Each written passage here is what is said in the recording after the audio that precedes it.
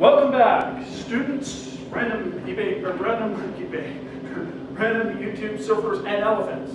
Wait, we have elephants? Not important, not important. Welcome to part 2 of momentum, where we examine actual problems of momentum now that we've gotten the equations and concepts hopefully down. If not, go back to part 1 and rewatch it, particularly for the conservation momentum. Momentum is conserved, momentum is conserved, momentum is conserved. So momentum is used in any problem where we have a collision or a separation. So in this case, we're going to have a collision of bat with ball, and we're going to figure out what the effect on the ball is going to be. We have two batters, and we're going to figure out which one does a better job of hitting the ball. Batter 1 has a weak, kind of a weak hit, but he follows through. Oh, sorry, that's the second batter. Batter 1 hits really hard, but he doesn't really follow through, so just crack. 320 newtons north for 0.2 seconds. The initial ball is 40 meters per second south, which is a 90-mile-an-hour fastball. The second batter doesn't hit very hard, but he follows through. He crack. 80 newtons north for 1.2 seconds. What will the velocities of the two balls be for each hitter? Which one does a better job of hitting the ball? So we have forces here, so this is very likely, which is we're changing the velocity and changing momentum, and this is going to be an impulse problem. Keep in mind that you're going to have a change in velocity. You're going to have to find the final velocity from the change in velocity. And maybe I'll refresh your memory by writing delta V equals V final minus V initial. Also watch direction. Very important. Go ahead and solve these two problems and go. No, seriously, go. No, not out of the room. Just solve the problem.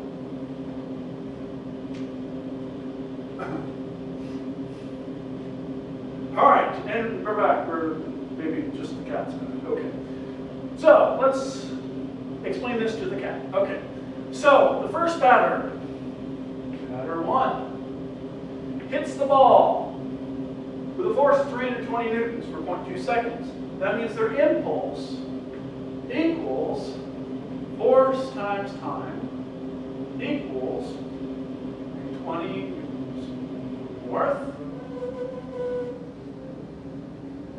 times 0.2 seconds, which gives us an impulse of 64 newtons seconds, or kilograms meters per second, north. Okay. So I'm going to change it to kilograms meters per second because they're the same. And I guess in the next problem I'm going to calculate the velocity. And I have no idea what that noise is. Ignore that noise. All right, so this is my impulse. Now, impulse also equals mass times change in velocity. So that means mass times change in velocity equals 64 kilograms meters per second north. Now, if I divide each side by m, I'm going to get my change in velocity. But now the question bears to be asked. Which of these masses do we use? Do we use the mass of the bat, the mass of the ball, or the mass of the hitter?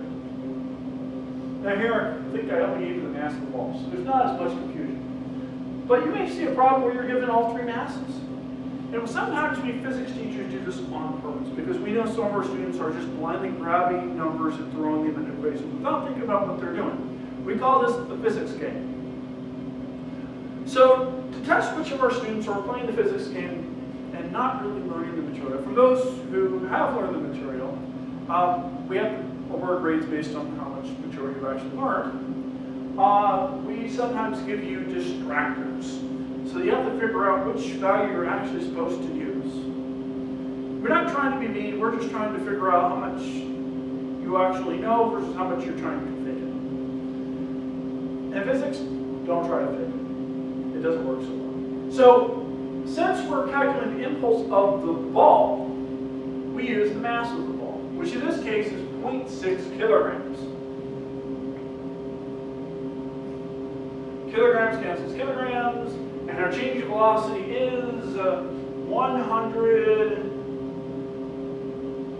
and about 107 using sig figs meters per second. Okay. But that's not my final answer. To play a little bit of Who Wants to Be a Millionaire. Is that your final answer? If your answer is yes, that's my final answer. Congratulations, you just walked out with only $25,000. Because this is not my final velocity, which is what I was looking for. This is my change in velocity. This is how much the velocity of the baseball changes hitting my bat. So to get the final velocity,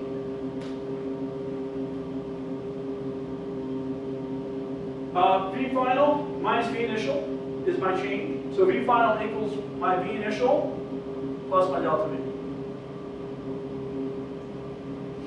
Which equals, because for those that didn't see where that came from. So that means my initial was 40.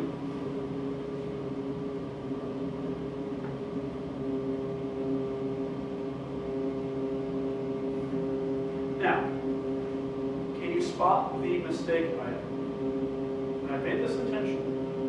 In fact, I made a big, huge space on the board to show you where the error is. It's not this one that drew very important. All velocities have direction.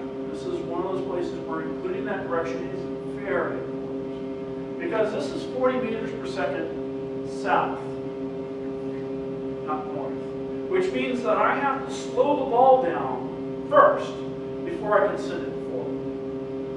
So it's not going to go that fast. In fact, it's going to go quite less fast than that. Because this is minus 40 north. And so my final answer is 67. Because it was coming this way, and I got to stop it first. This is my total change of velocity. I got to use 40 of that to stop it, and then send it forward. Kind of like to use the first $40 of your paycheck to pay your credit card bill, and then the rest of it you can send forward. Okay, terrible example. So that's how fast the first person gets the ball. Pretty good hit. Now what about the second person? They kind of do a weak swing, but they swing for a long time, and it's almost like they shot put the ball off of the bat instead of whack. How are they going to do it? Well, let's start over here. Their time is 1.2 seconds. Their force is 80 newtons. 80 times 1.6 is 96. 50% more of an impulse, even though they have 4 times less force. So you don't have to be strong to hit well at baseball, you just have to hit for a long time. So, my delta V, 96 over 0.6, which is 160, which I plug that into here. We assume the same pitcher is throwing the same pitch at the same speed, and my final velocity is 120, almost twice the speed. So they hit it probably twice as far, maybe even more than twice as far, because eventually that ball's going to hit the ground. So if you hit it fast, you're probably going to have more of a hang time as well. So this ball goes a lot further than the other ball. How far is the ball going to go? Well, I would take this times 0.7 and have that be my vertical and horizontal velocities, and now just do it as a projectile problem. Now it's a motion problem, and you can calculate how long the ball is in the air, and use that to calculate how far it goes. So that goes back to the chapters from the last exam. I won't do that on the board though. So that's using impulse. Rear end crash. So now we're going to go to the more straightforward of the momentum problems. actually, before we do this one, I want to do one that I'm pretty sure I do not have on the slides. I want to do a separation problem. Because I do a lot of collision problems. They're pretty common, but you also see a lot of separation problems. And they're done the same way. It's just that you kind of have to work backwards sometimes a little bit. Or you use the use this equation here. All right, so we have a cannon with a mass of 60 kilograms. It shoots out a cannonball with a mass of 5 kilograms, 5.0 kilograms.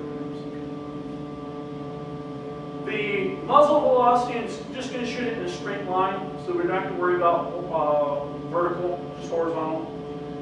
The velocity of the ball after it shoots it is going to be equal to,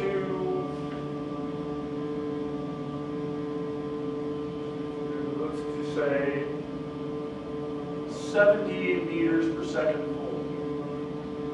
All right. Here is a level 2 problem. Here's a level 2 problem.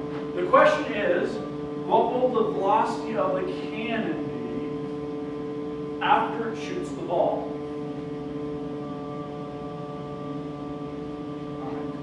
So think about that for a moment and start to attempt to answer it. Go. At this point, I'm assuming you unpaused it either because you solved it or because you weren't quite sure where to start this problem. And that's fine. That's why I'm covering one now, because the first time you see these, it's a little bit tough to figure it out. Well, here you have to use a concept. And the concept is that the total momentum before equals the total momentum after. And let me ask you this, what was the total momentum before we shot the cannon? And think about realistically what we'd be doing with our setup of the cannon. Is the cannon going to be moving? And if that's the case, what's the total momentum? So go ahead and try it again, because the total momentum before is going to equal the total momentum after, and you know what the momentum of the ball is going to be after. So go. All right, I assume you unpause it again. Hopefully the explanation helped a little bit. So I'm going to erase that for a moment. So, what's our total momentum? And let's do before. And so we have to calculate the momentum of and we abbreviate momentum with P, which makes no sense in English, but perfect sense in Italian. You'll have to trust me on that. Of the cannon, plus the momentum of the ball. And apparently I don't know how to spell cannon. Okay. Spelling does not count in physics classes, as long as I can figure out what you're talking about. If I can't figure out what you're talking about, then spelling matters. So, what are each of these momentums? Well, before the collision, before I shot the cannon, that's a separation problem, so it's going to be a momentum problem. What were their velocities? Well, ideally, they're probably just sitting there and doing nothing. Usually, the cannon is sitting put before you shoot it. So the momentum of the cannon is 0, and the momentum of the ball also 0, because neither one of them is going anywhere yet. So my total momentum before the collision is 0. Right. So the total momentum of the collision, or total momentum before the collision, is 0. What is my total momentum after the collision? Think about that. Look at the equations, look at the concepts, because that's a very key concept, without which it's really hard to solve physics, the momentum problems.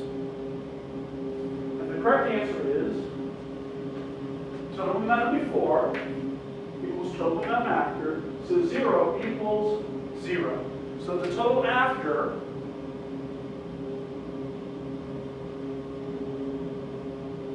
equals 0.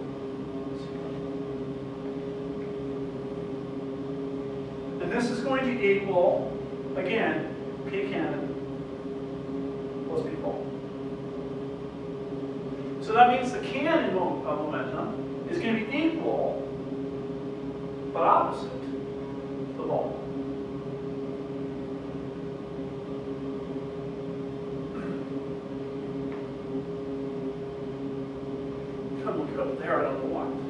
So, the momentum on the ball after the collision is 5 kilograms times 70, which equals minus 350 kilograms meters per second forward. So that's the momentum of the cannon is negative 350 forward. Now, what we want is not the momentum, but we want the velocity. Now, momentum is mass times velocity, so now we just plug that into here. Mass of cannon times velocity of cannon. We divide by the mass. But again, since this is the cannon, we divide by the mass of the cannon. And that was 60. Those cancel. And that gives us a velocity. And it's negative because we know the cannon is going to go backwards. It's going to recoil. So sanity check succeeds. And this is going to be minus 5.8 meters per second forward. Or in other words, positive 5.8 meters per second backwards. So it's got a lot of kick to it. All right, at this point, I would normally ask if there's any questions, but there's none of you here. So I guess I'm on. Now let's do this question I've been showing up on the board for the last 5 minutes. Go ahead and begin that problem. For those who can't read it, a speeding car, mass 800 kilograms, eludes the police, crashes into a 600 kilogram car which is parked at the intersection. Ignoring brakes and friction, if the initial velocity of the speeding car is 50 meters per second, and the final velocity of the speeding car is 10 meters per second, what is the final velocity of the other car going to be? And there are 2 ways to solve this problem. As a total momentum problem, or as an impulse problem.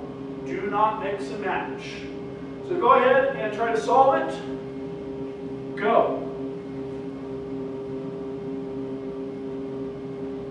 For those of you unpositive at this point, hoping for advice, try to calculate the total momentum before the collision so that you have the total momentum after the collision, and then set up the total momentum equation after the collision to solve for the parked car, the initially parked car. Go.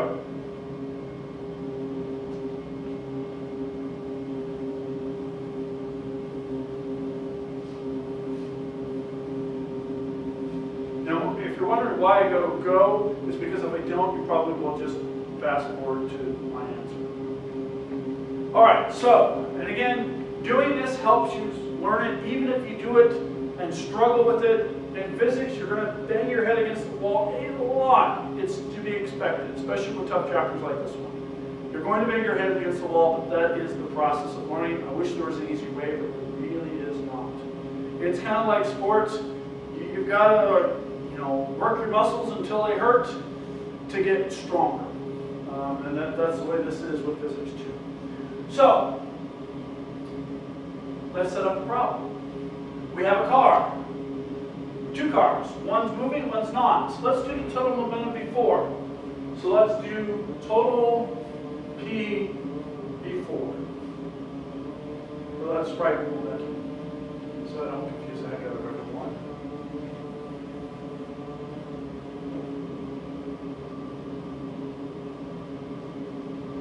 So M1V1 plus M2V2. So we have 800 kilograms. Times 50 meters per second, forward, plus, and the second car is parked, so it has zero velocity, and therefore 0 momentum. I don't have to waste my time writing the 600 kilograms. So that means my total momentum is 40,000. Huzzah. All right, so that's a level 1 problem. Now, we have a level 2 problem. What's the total momentum after the collision? Well, concept, total before equals total after. So after equals still 40,000. But this once again equals M1V1 plus M2V2. In other words, the momentum of the 2 objects. Now, one of these we have values for. The other one we do not. So what I can do now is just plug the numbers into here and solve. So that means that 40,000 equals, I know you probably can't read those, but I just wrote them in for us. The mass of the speeder times the final velocity of the speeder plus the mass of the car, that was originally part, plus my velocity, which I don't know, so I'm just going to write a big V. Right. Now I'm going to subtract this out. 800 times 10 is 8,000. So I'm going to subtract that out, and that gives me 32,000 equals 600, and I divide by 600.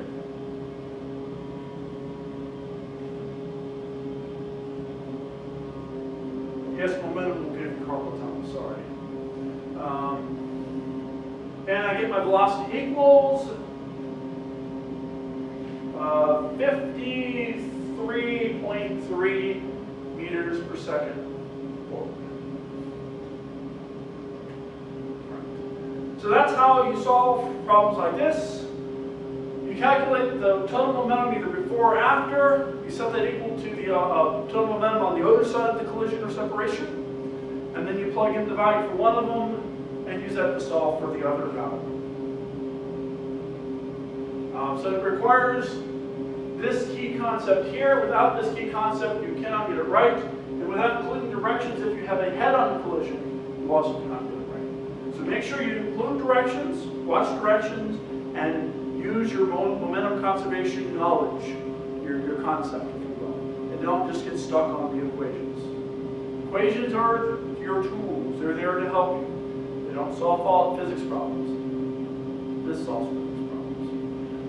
All right, so let's do a head-on collision. So now the rubber meets the road, literally and figuratively. So we have two cars heading in opposite directions. I know most of you can probably read that, but if you're on a small phone or have a small laptop, you may or may not be able to read that. So car 1, 25 meters per second east, 800 kilograms. Car 2, 30 meters per second west, 900 kilograms. Find the initial momentum of each car. That's a level 1 problem. Find the net momentum of the two cars combined and use that to find the net momentum after the collision. That is a level 2 problem because it requires a concept and a lengthy calculation, a little bit of calculation. Then, this is the level 3 problem. Car 1 after the crash is going to travel 5 meters per second west. Find the final velocity of car 2. So you're going to have to do some calculations and some concepts and apply them together and do a couple of equations in order to be able to solve this. All right, go ahead. This will take you probably about 15-30 minutes. Go. And you're back. Hopefully you're back because you've solved it. Let's start off with A. We have 25 times 800.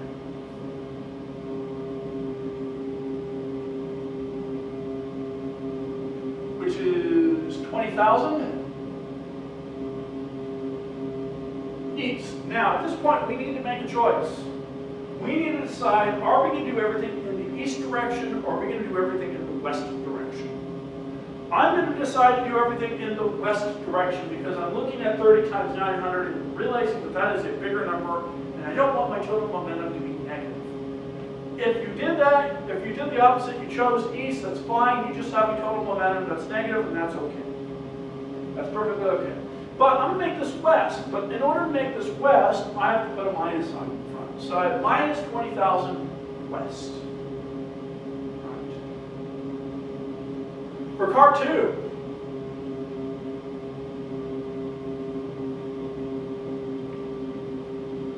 so it's faster and bigger, so it's got a lot more momentum. Usually the bigger car, or the smaller car, sorry, will have a bigger change in velocity. Always check that. If your smaller car has a smaller change of velocity, you've made an error somewhere. You probably forgot a sign or direction, or just did a concept wrong. So this is plus 27,000 west. Okay. B. Now we add these together. So the total momentum before the collision is minus 20,000 plus 27,000, which is 7,000 west. Now, since momentum is conserved, this is before.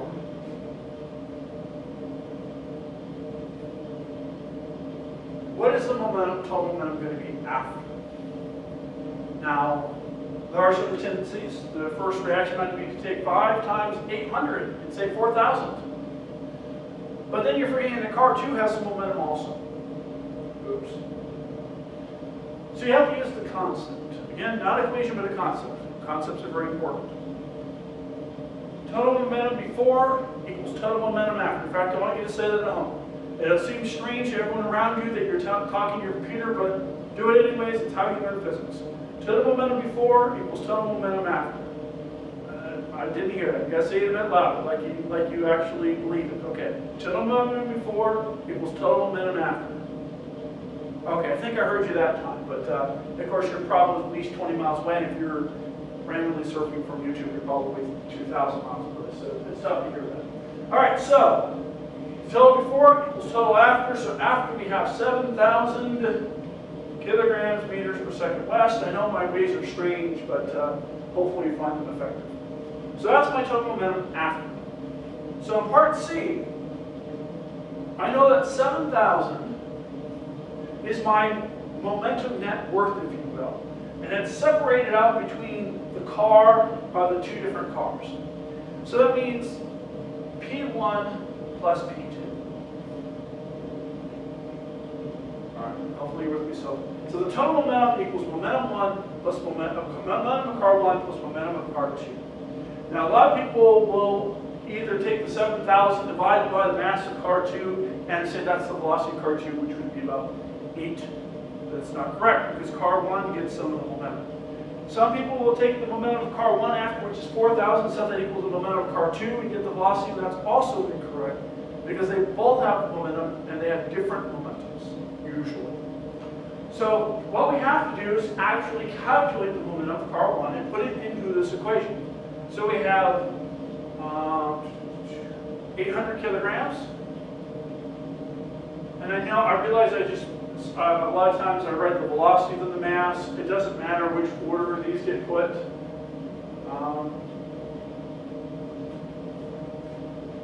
Here I wrote it like it is up there. Times 5 meters per second west. And again, you have to watch direction, because if this was 5 meters per second east, I would have to make it negative, because I chose to do everything in the west direction.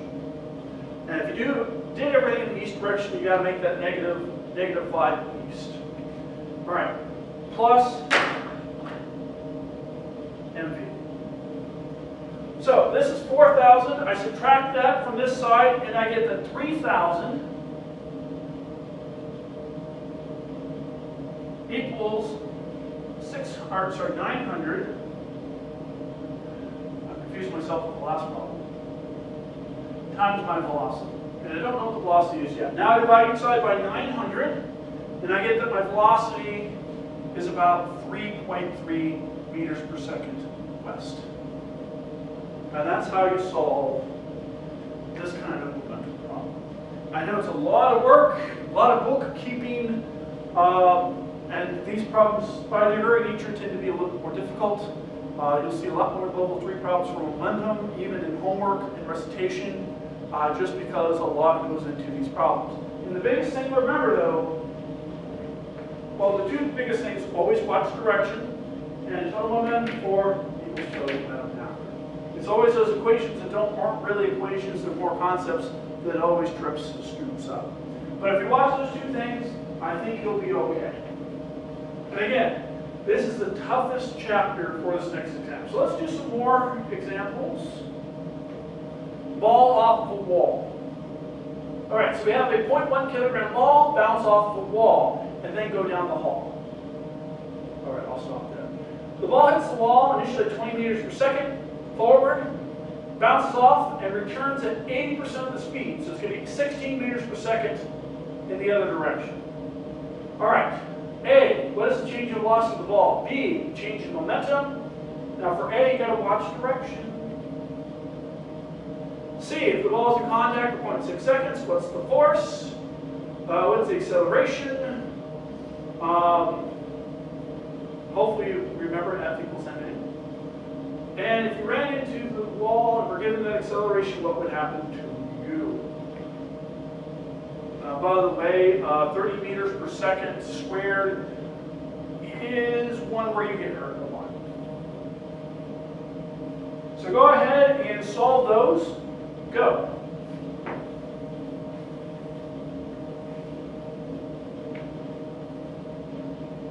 Duration method.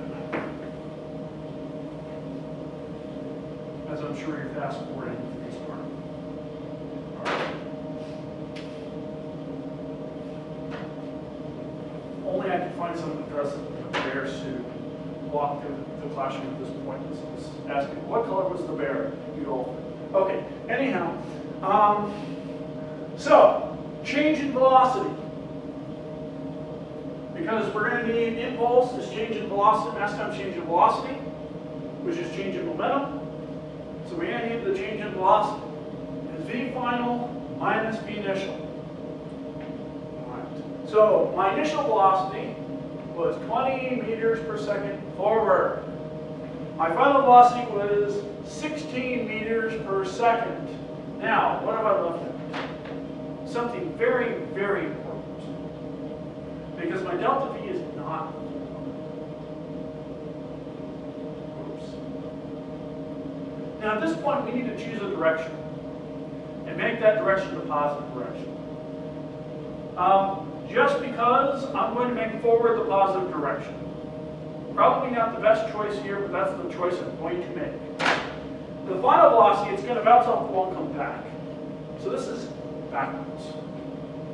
And backwards and forwards are not the same. So we need to make a change. So what we need to do is to convert our backwards to a negative forwards. So we have minus 16 minus 20, which means my change in velocity is minus 36. When your direction changes, you're almost always going to have a fairly large change in velocity. It's got to be bigger than your initial velocity because you're going in the opposite direction. So always watch out for that. If a ball hits a wall and comes back at the same speed, my change in velocity is twice that speed. Because I had to stop first and then come back. All right. So, that's A. B, impulse equals mass times change in velocity. Because impulse is change in momentum. So we have 0.1 times E minus 36. Now, if you change it to plus 36 meters per second backwards, good, that's probably better. But I'm going to do it this way just to show you can do it either way, it doesn't matter. Which equals minus 3.6 kilograms meters per second. That's my change in momentum. Now, if the ball's in contact with the wall for 0.6 seconds, what's the average force? In this case, so we're just going down the line. These are a lot of level 1 questions, maybe level 2. I equals Ft, and my I is minus 3.6. And I'm going to use Newton seconds because I'm doing force now. So kilograms meters per second, Newtons times seconds is the same thing. We still have forward equals my force and 0.6 seconds. And if I divide by 0.6, I get that my force equals 6 newtons for minus 6 newtons forward. So minus sign is going to stay there. What's the acceleration the ball gives to the ball? So the force of the ball is minus 6 newtons. F equals ma.